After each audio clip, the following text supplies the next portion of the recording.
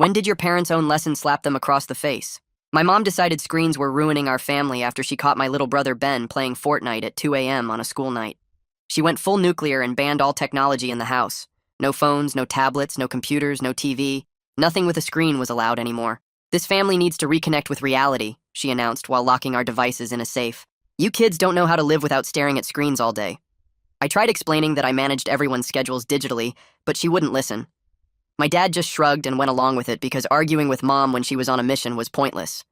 What Mom didn't realize was that I was basically the family's IT department, and digital secretary rolled into one. I handled all our online bills, kept track of appointments, managed Dad's work calendar, helped Ben with online homework, and even ran Mom's Etsy shop for her craft business. The first week without me handling things digitally was rough. Dad missed 3 important client meetings because I usually sent him calendar reminders every morning. He showed up to the wrong office building twice because he couldn't check the address on his phone. His boss started questioning his commitment to the job. Mom's Etsy orders piled up because she didn't know how to check them without me. 23 customers messaged asking where their custom wreaths were. One lady left a scathing review saying Mom was a scammer who stole her money. Mom didn't even know because she couldn't check her shop without a computer. Ben failed 2 tests because half his studying happened through educational apps I'd set up for him. His teacher sent home a note asking if everything was okay at home since Ben's grades had dropped so suddenly. He also missed soccer practice 3 times because I wasn't there to remind him about schedule changes that got posted in the team's group chat. By week 2, things got worse. The electricity got shut off for 3 hours because I wasn't there to pay the bill online like I always did. Mom had to call the power company from our neighbor's house and pay a reconnection fee. She tried to write a physical check, but didn't know where the checkbook was because we'd been paperless for years. Dad got put on probation at work after missing a major presentation. He'd written the wrong date in his paper planner because I wasn't there to sync his calendar. His coworker had to present instead and made Dad look incompetent in front of the regional manager. The internet bill went unpaid too. Even though Mom had banned screens, we still needed internet for the smart doorbell and security system. A package got stolen off our porch because the doorbell couldn't send alerts without internet. It was Mom's special order yarn that cost $200. Ben's school started sending automated calls about his absences. Turns out I'd been checking the school portal for early dismissals and half days. Ben showed up to school on a teacher workday and sat outside for 2 hours before a janitor found him. Child services almost got involved. But then we got the worst phone call of our life. The pharmacy kept calling about prescription refills, but nobody knew because I managed all the health stuff through their app. Nobody got our grandma's medication refill. Our dad picked up the medicine and ran to her house, but it was too late. We found her on the kitchen floor with the empty pill bottle on the counter, showing she'd been out of heart medication for 5 days. The paramedics tried everything, but she'd been gone for hours already. Mom kept repeating, "This isn't my fault," while Dad just stared at the floor, not saying anything. The police asked us questions about when we'd last talked to her, and I had to explain about the screen ban and how I usually managed her prescriptions. They wrote everything down in their notebooks while Mom got louder about how this wasn't her fault. We had to call the funeral home the next morning, but nobody knew which one Grandma wanted. The funeral director asked about her wishes, and we just stood there because all her documents were saved in my password manager that Mom had locked away. We had to guess what she would have wanted, which made everything feel worse than it already was. Mom finally unlocked the safe 3 days later to let me check Grandma's emails for funeral contacts, but she stood over my shoulder the whole time watching every click. I found 17 missed messages from the pharmacy dating back 2 weeks, all marked urgent. There were voicemails transcribed in her email, asking her to pick up her heart medication before they had to return it to stock. Mom read them over my shoulder and said the pharmacy should have tried harder to reach us. I printed out Grandma's contact list and started calling her friends about the service. Most of them didn't even know she'd died because we couldn't update her Facebook. At the funeral, Mom told everyone that Grandma had been declining anyway, which made me so angry I had to leave the room. Dad followed me outside and we just stood there in the cold, not talking, while people inside kept telling Mom how sorry they were. The Monday after the funeral, Ben refused to go to the school and just sat in his room building the same Lego tower over and over. Mom tried to drag him out of bed, but he screamed, "You killed Grandma," which made Mom run to her bedroom and lock the door. I heard her crying through the walls while Ben threw Legos against his door. Dad had to call Ben's school from the neighbor's phone to say he was sick, but they said he'd already missed too many days. I tried to handle Mom's Etsy crisis that afternoon, using her written notes, but her inventory system made no sense. She had orders written on sticky notes and index cards with no dates or customer names. 3 more customers filed complaints with their credit card companies while I was trying to figure out which wreaths went to which addresses. The bank called about the chargebacks, and I had to explain that Mom couldn't access her shop right now. Then Randall Kaufman called the house asking why Dad missed another meeting that morning. Dad had to admit he didn't know how to check his work calendar anymore, and Randall said this was his final warning before termination. Dad hung up and sat at the kitchen table with his head in his hands while I tried to recreate his schedule from memory. 2 days later, Charlotte Meyer from the school showed up at our door because Ben had missed 5 days now. She said she needed to do a welfare check and asked pointed questions about recent family trauma while looking around our messy house. Mom came out of her room finally and tried to explain that we were just going through a rough patch. Charlotte wrote notes about the dishes piled in the sink and the mail scattered everywhere and asked if there were any other adults who could help us. We all sat in the living room while Charlotte gently explained that she understood we were grieving, but Ben needed to return to the school or child services would get involved. Mom started crying and said, "Everything is falling apart," while Charlotte kept writing in her folder. I showed Charlotte the paper calendar we'd tried to make with half the dates wrong and Dad's meetings written in the wrong weeks. She looked at the mess of crossed-out appointments and wrong times and suggested we needed sustainable systems to manage our lives. She offered to help us create them and said she'd come back next week to check on our progress. After she left, Mom blamed me for not hiding the calendar better, and Dad said we needed to get Ben back to the school immediately. Ben heard them arguing and locked himself in the bathroom, refusing to come out for 2 hours. I sat outside the door trying to convince him that going back to the school would keep child services away, but he just kept saying he hated everyone. That night, I made a list of everything that needed to be fixed, but it was 3 pages long and I didn't know where to start. The Etsy complaints kept coming, and Dad's job was hanging by a thread, and Ben was falling apart, and Mom wouldn't stop saying none of this was her fault. We were drowning in consequences from the screen ban, but Mom still wouldn't unlock the safe permanently. She said we just needed to try harder to make the paper systems work, even though Grandma was dead because of them. The bank called while I was eating breakfast, and the woman on the phone said we had $400 in chargeback fees from Mom's Etsy shop because customers kept disputing their charges when they didn't get their orders. Mom stood there holding the phone looking confused and finally just handed it to me saying she didn't understand what the lady was talking about. I spent 40 minutes on the phone trying to explain that Mom couldn't access her shop to process refunds, and the bank lady kept saying that wasn't their problem. Mom had to give me her debit card number so I could pay the fees over the phone while she watched me write down every digit on a piece of paper. The next morning, Hosea McReynolds from the pharmacy called our house phone, and his voice sounded so sad when he told me they'd tried to reach us 15 times about Grandma's medication. He walked me through setting up 3 different backup systems for medication reminders, including a paper calendar with red stickers for refill dates, and having the pharmacy call our landline and our neighbor as backup contacts. He kept apologizing even though it wasn't his fault, and said Grandma always talked about how proud she was of her grandkids when she picked up her prescriptions. I wrote down everything he said about the new systems, while Mom listened on the other phone making little crying sounds she thought I couldn't hear. The next day, I spent 8 hours teaching Mom how to check her Etsy messages because she needed to respond to angry customers before more of them filed complaints. I had to write step-by-step instructions with screenshots I printed at the library, showing her exactly where to click and what each button did. She kept saying, "I don't understand why this is so complicated," every time we had to start over because she clicked the wrong thing.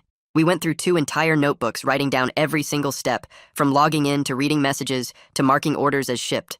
She finally managed to send 1 message by herself after dinner, but it took her 20 minutes to type 3 sentences. Dad decided he could handle his own work calendar and spent a whole evening setting up reminders on his phone alarm, but he put everything in military time because he thought it would be easier. He wrote 0700 for his morning meeting in his paper planner, but showed up at 7 at night instead because he got confused about whether 1900 meant 7 or 9. Randall was waiting in the office when Dad showed up 12 hours late and put him on an official performance improvement plan right there in the conference room.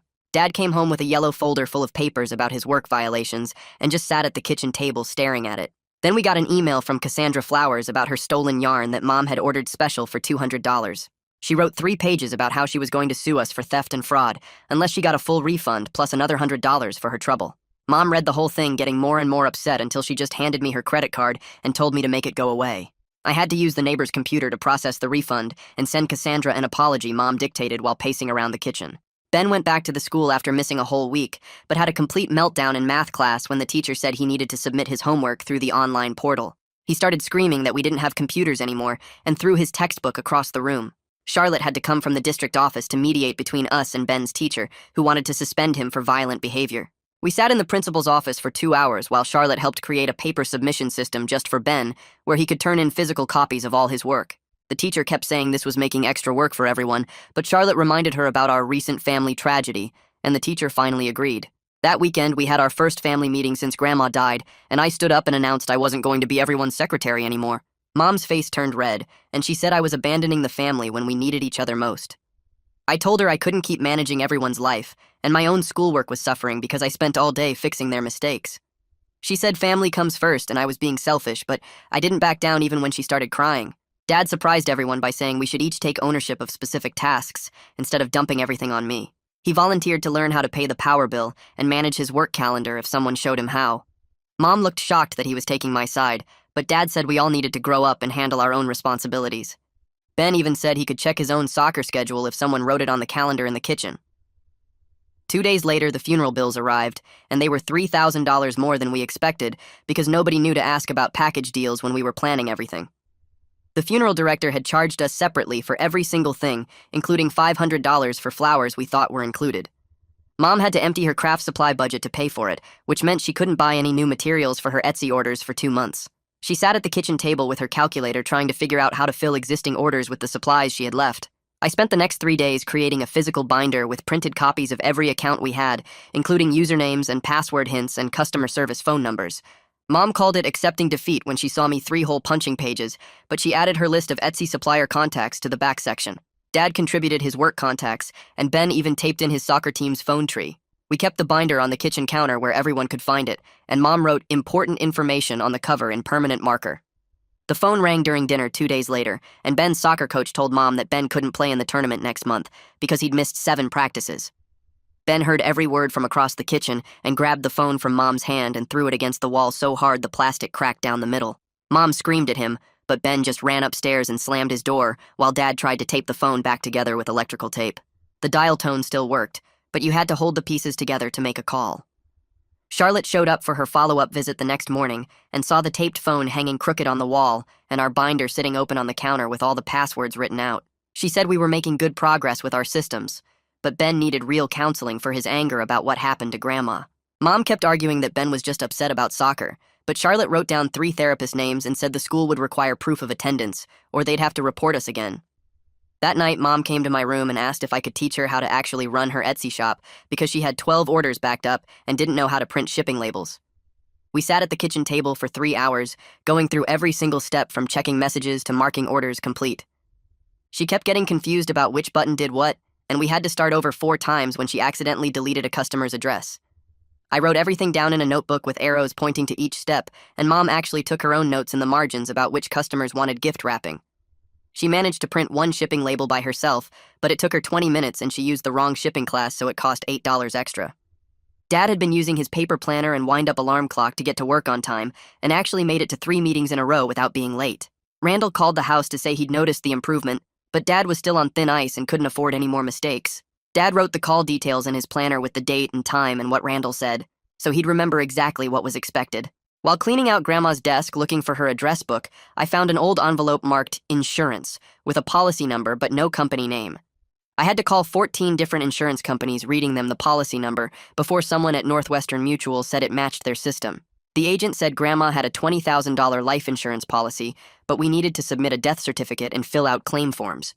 Getting the death certificate meant going to 3 different government offices because we couldn't use the online portal, and each office said we needed something from another office first.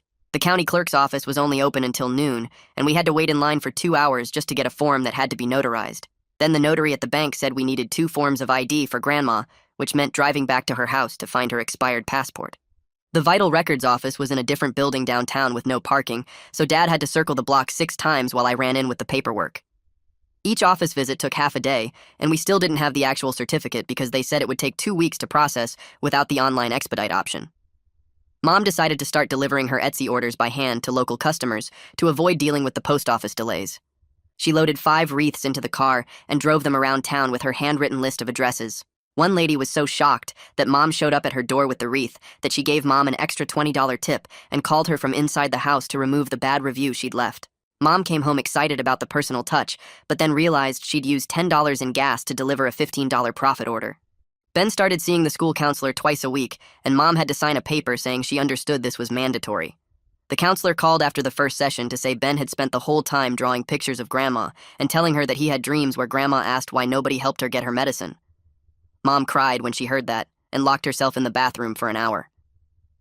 I finally found Grandma's address book in her kitchen junk drawer under old grocery lists and started calling her friends about the memorial service we were planning.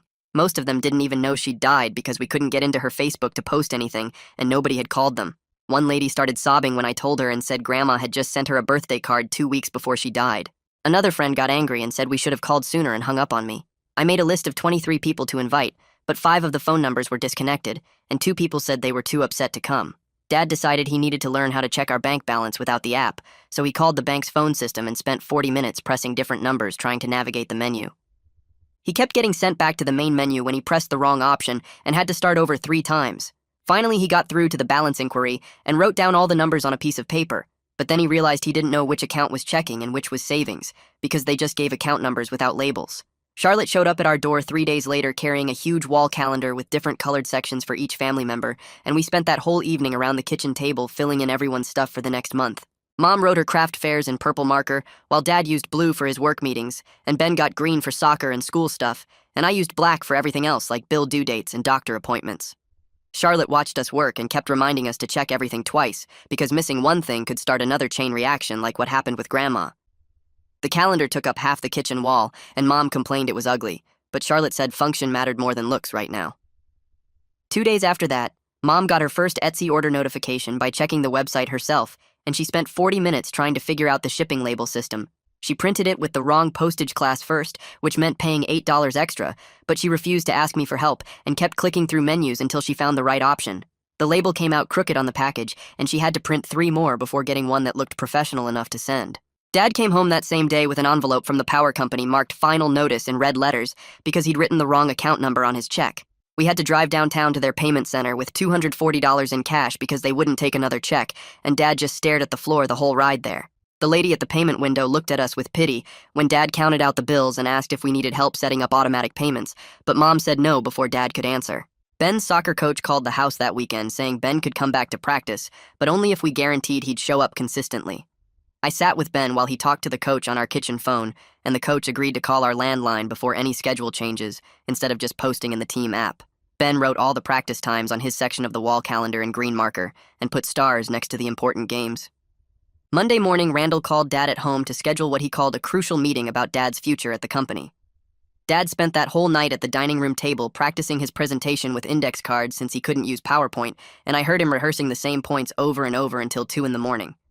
He wore his best suit the next day and left an hour early to make sure he wouldn't be late. But when he came home that evening, his shoulders were slumped. The meeting went okay, but not great because Dad kept shuffling through his note cards and lost his place twice during important points.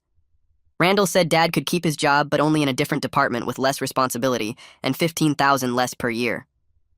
Dad told Mom at dinner that we'd need to make serious budget cuts, and Mom's face went white when he showed her the new salary numbers on paper. That started a huge fight about keeping the internet for our security system versus Mom buying craft supplies for her Etsy shop.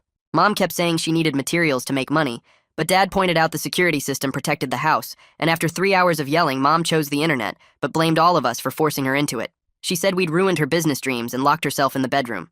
I found Ben in his room that night surrounded by index cards and helped him set up a study system with different colored cards for each subject and a kitchen timer for 20-minute study blocks. He complained the whole time that it was stupid and his apps were better, but when his next report card came home, his grades had gone from F's to D's, which his teacher, Mrs. Miller, called real progress in her note. Ben didn't seem happy about D's, but at least he wasn't failing anymore. 3 days later, we got a bill from the ambulance company for $2,300 for taking Grandma to the hospital. The insurance company refused to cover it because we didn't call them first for approval, and the letter said we had 30 days to pay, or it would go to collections. Mom just stared at the bill and then looked at Dad and said, "We should sell Grandma's house to cover all these bills piling up." Dad nodded slowly and said it made financial sense, but I felt sick thinking about making money off Grandma dying, even though I knew we needed it. Mom called a realtor that afternoon. The realtor came by 3 days later with paperwork and a photographer to take pictures of Grandma's empty rooms. Charlotte showed up at our door the next week for what she called her final check-in visit, and she sat at our kitchen table with her clipboard going through her checklist about Ben's school attendance. She marked boxes while asking about our family routines and looked at the wall calendar covered in different colored markers for each person's schedule. Ben had actually been at the school every day for 2 weeks straight, and Charlotte wrote something in her folder about us functioning adequately as a family unit now. She left her business card on the counter and told us to call if things got bad again, but said she was closing our case since Ben seemed stable. The realtor called Mom 2 weeks later saying someone wanted to see Grandma's house, and Mom drove over to meet them there while I stayed home with Ben. When Mom came back, her face looked different, and she went straight to her room without saying anything. Later, Dad told me the realtor had found Grandma's weekly pill organizer on the kitchen counter, and all the slots were empty after Tuesday, which meant she'd been without her heart medicine for 5 whole days before she died. Mom stopped saying it wasn't her fault after that, and just went quiet whenever anyone mentioned Grandma. A sympathy card arrived from Hosea at the pharmacy the next day, with a handwritten note about how Grandma always asked about her grandkids when she picked up her prescriptions, and how she kept pictures of us in her wallet to show him. Mom read it 3 times, then stuck it on the fridge with a magnet right next to our new medication schedule that listed everyone's pills and refill dates in black marker. Dad came home from work that Friday with a small smile because he'd finished his first full month in the new position without missing any meetings or deadlines.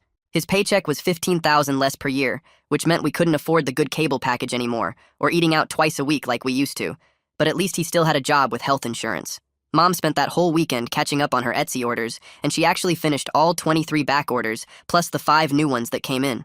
She packed each one carefully and printed the shipping labels herself, even though it took her forever to figure out the postage weights. She told Dad she was learning her limits, which was the closest she'd come to admitting she'd been taking on too much before everything fell apart. Ben brought home a certificate from the school the next week for perfect attendance for an entire month, and Charlotte had sent a congratulations card with it that had a smiley face sticker on the front. Ben actually smiled when he showed it to us at dinner, which was the first real smile we'd seen from him since Grandma died. 3 months after Grandma's death, we finally had her memorial service at the funeral home with just family and her church friends. Everyone stood up and shared memories about her, and Mom started crying during Mrs. Henderson's story about how Grandma taught her to knit when she first moved to town 40 years ago.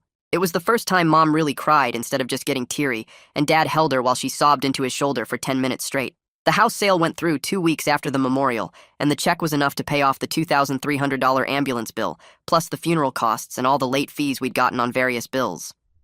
Dad insisted on putting $5,000 in an emergency fund that I wasn't allowed to touch or manage, and the rest went toward family counseling that our insurance only partially covered. Mom learned how to pay her Etsy fees by herself, using the website's payment system, and she even figured out how to make a basic spreadsheet to track her expenses and income. She showed me her first profit and loss statement that she'd made in Excel, and even though the numbers were rough and the formatting was weird, she was so proud of herself for doing it without help. Ben's soccer season started up again, and Dad wrote the game schedule in 3 different places, including on a sticky note on his steering wheel. When Ben scored his first goal of the season, Dad was actually there in the stands because he'd checked all 3 reminders that morning. Ben ran straight to Dad after the goal, and they hugged on the sideline, and I saw them both crying a little bit, which made me tear up too. 6 months after Mom's screen ban started everything, we were finally functioning as a family, even though functioning meant something totally different from before. Everyone handled their own responsibilities now, and we had a weekly family meeting every Sunday night to make sure nothing was falling through the cracks. Mom kept all our devices locked in the safe, but she'd let us use them for specific tasks if we asked first and explained what we needed them for. She'd sit with us while we used them and set a timer for exactly how long we said we'd need. Dad started setting 3 different alarms on his old digital watch to remind himself about important stuff, and he'd check his paper planner every morning before breakfast, while Mom watched to make sure he actually did it. The Sunday family meetings became our new normal, where we'd sit around the kitchen table with our calendars spread out and go through everyone's schedule for the week ahead. Mom would write everything on the big wall calendar in different colors for each person, while Ben practiced reading the dates out loud to make sure he understood when his soccer practices were. I taught Dad how to call the automated phone system at his office to check his schedule, and he'd write down every meeting in his planner, then double-check it against the printout his secretary gave him on Fridays. Mom figured out she could call her Etsy customers directly when orders came in late, and most of them actually liked the personal touch, even though it took way more time than just clicking buttons online. She kept a notebook by the phone with every customer's name and order details written out in her neat handwriting, and she'd check off each one as she completed it. Ben's teacher started sending home a weekly folder with all his assignments printed out, and Dad would sit with him every night after dinner to go through the homework page by page. The medication schedule on the fridge became the most important thing in our house, and we'd all check it together every Sunday to make sure nobody missed a refill date. Mom went to the pharmacy in person every month to pick up everyone's prescriptions, and she'd count the pills right there at the counter to make sure everything was right. 6 months after Mom locked up our devices, we were managing to keep everything running, even though it took 10 times longer to do basic stuff. Dad got moved back to his regular position after proving he could handle the workload without missing deadlines, and his boss even gave him a small raise for showing what he called old-school dedication. He started calling himself Analog Man whenever his coworkers teased him about using a paper planner, and there was actual pride in his voice when he said it. Mom admitted one night while we were doing dishes that she missed how easy things used to be when I handled everything online, but she understood why we couldn't go back to that system. She said the devices would stay locked, but if we really needed to use them for something specific, we could ask, and she'd supervise while we did whatever task needed doing. Ben's report card came home with mostly C's and a few B's, which was way better than the failing grades he'd been getting right after everything happened. His teacher wrote a note saying Ben seemed more settled in class and the angry outbursts had completely stopped, which made Mom cry happy tears for the first time in months. The school counselor called to check in and said Ben was doing well enough that they didn't need weekly sessions anymore, just monthly check-ins to make sure he stayed on track. I realized while organizing my college applications by hand that I didn't feel guilty about Grandma anymore, just sad that she was gone. Her death wasn't completely my fault or Mom's fault, but happened because our whole system broke when one person held everything together and nobody else knew how things worked. We put Grandma's picture in a frame next to the family calendar as a reminder of what happens when we don't pay attention to important stuff. Mom touched the photo every morning when she checked the schedule, and sometimes I'd see her lips moving like she was talking to Grandma about the day ahead. The safe with our phones and tablets stayed locked in Mom and Dad's closet, but we'd learned to live around it by creating new systems that everyone understood. We were broken in places that would never fully heal, and we all knew things would never be the same as before. But we were still a family, just one that worked differently now. Dad's paycheck was smaller, and Mom's Etsy business made less money since she couldn't keep up with demand like before, so we had to budget carefully for everything. We couldn't afford eating out anymore except for special occasions, and we had to cancel the cable to save money, which meant no more watching sports for Dad and Ben. The house felt quieter without screens everywhere, but also somehow more connected because we actually talked to each other at dinner instead of everyone staring at their devices. Life wasn't good exactly because we were poorer and sadder and forever marked by a loss that could have been prevented if we'd been paying attention. But we were surviving, and everyone knew their part in keeping the family running, and maybe that was the best we could hope for after something this bad. The empty space where Grandma should be would always hurt, but at least we'd learned from the worst mistake of our lives and we wouldn't let it happen again. Thanks for hanging in there with me through all the questioning and wondering. Really enjoyed exploring these moments right alongside you all. Subscribe for more content like this.